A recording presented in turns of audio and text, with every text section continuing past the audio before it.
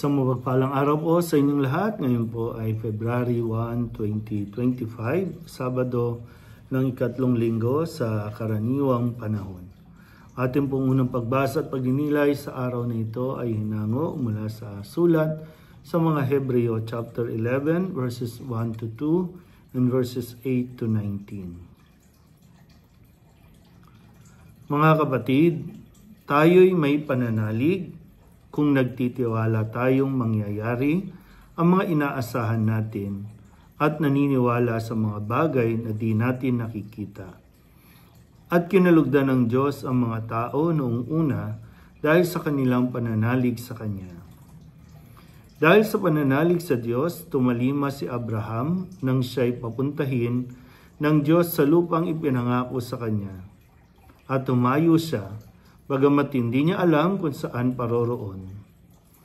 Dahil din sa kanyang pananalig, siya'y naninirahan bilang dayuhan sa lupang ipinangako sa kanya ng Diyos. Tumira siya sa mga tolda kasama ni Isaac at Jacob na kapwa tumanggap ng gayon ding pangako mula sa Diyos. Habang hinihintay niyang maitatag ang lungsod na ang nagplano at nagtayo ay ang Diyos.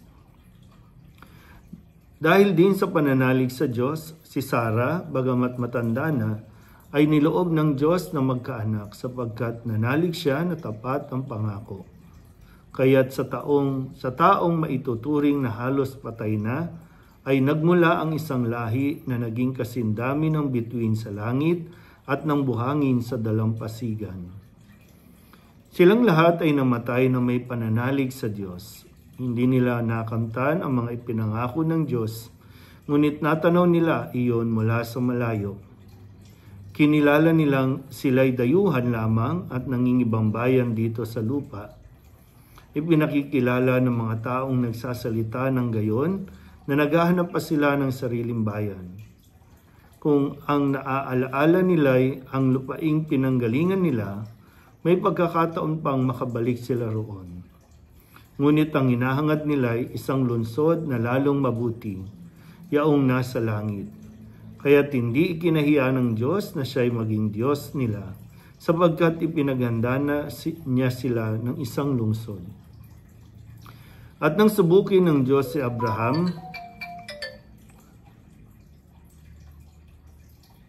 pananalig din ang nag-udyok sa kanya na ihandog si Isaac bilang hain sa Diyos.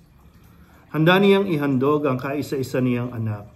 Gayong pinangako sa kanya ng Diyos na kay Isaac magmumula ang magiging lahi niya. Naniniwala siyang muling mabubuhay ng Diyos si Isaac at sa patalinghagang pangungusap, nabalik nga sa kanya si Isaac mula sa mga patay. Ang salita ng Diyos.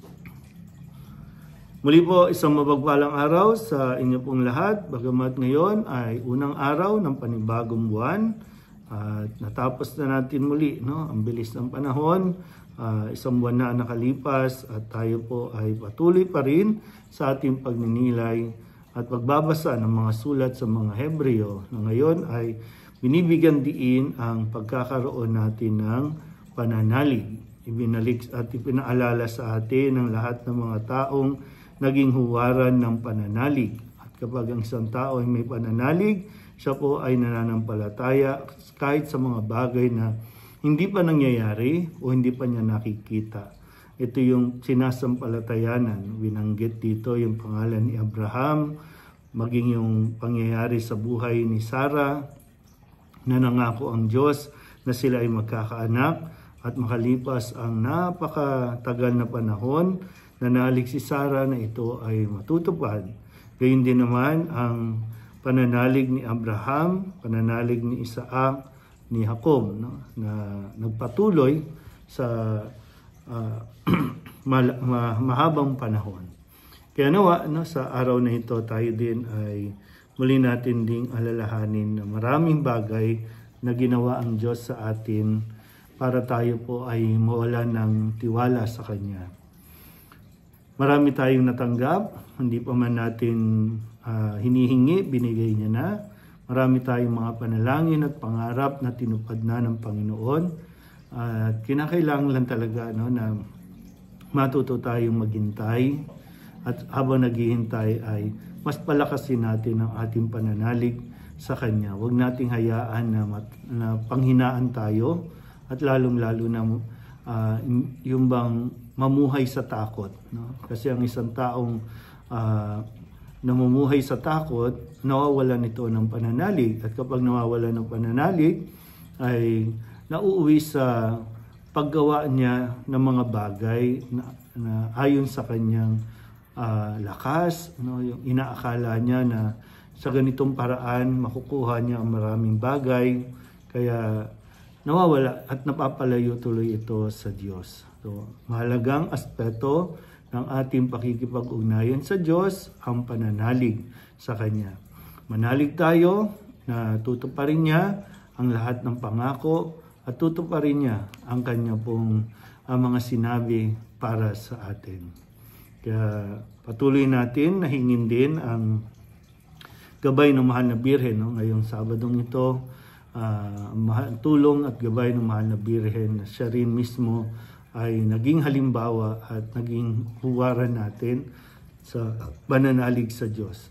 Bagamat hindi biro ang kanyang pag-oo sa paanyaya ng Diyos sa kanya na maging ina ng Diyos, pero nanalig siya at kumapit siya sa Panginoon. Kung kaya, nagtagumpay siya at natapos rin niya ang kanyang misyon. Muli po, isang mapagpalang araw sa inyo pong lahat.